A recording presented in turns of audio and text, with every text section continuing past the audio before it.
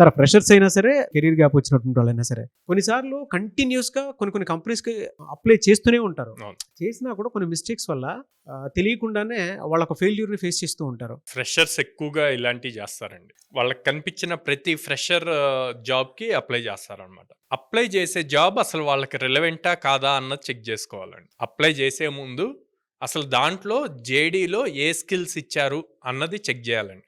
ఎందుకంటే ఇదివరకులాగా రెజ్యూమ్స్ మాన్యువల్‌గా చెక్ చేయట్లేదు. అంతా ఆటోమేటెడ్ సిస్టమ్ అనమాట. సో దాంట్లో ఆ జేడీలో ఏ అయితే మెన్షన్ చేశారో ఆ కీవర్డ్స్ ఈ రెజ్యూమ్‌లో ఉంటేనే ఈ రెజ్యూమ్ షార్ట్ లిస్ట్ అవుతుంది. సో అది చూసుకోవట్ల. సెకండ్, ఎన్ని జాబ్స్‌కి అప్లై చేసినా సరే అన్నిటికీ ఒకటే రెజ్యూమ్ అప్లై చేస్తారు. థర్డ్, రెజ్యూమ్ అప్లై చేసే ముందు మనం ఒక కవర్ లెటర్ రాస్తాం.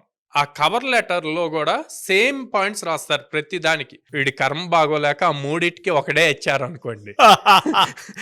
వచ్చిన ఛాన్స్ కూడా పోయినట్టే కదా! అవును. సో అందుకే కేర్‌ఫుల్‌గా ఆ కీవర్డ్స్ అందులో ఏమున్నాయి అన్నది చూసి, జేడీకి కావాల్సిన స్కిల్స్ ఏంటి అన్నది చూసి, ఆ కీవర్డ్స్ తెచ్చి మీ రెజ్యూమ్‌లో అండ్ కవర్ లెటర్‌లో మెన్షన్ చేయాలి.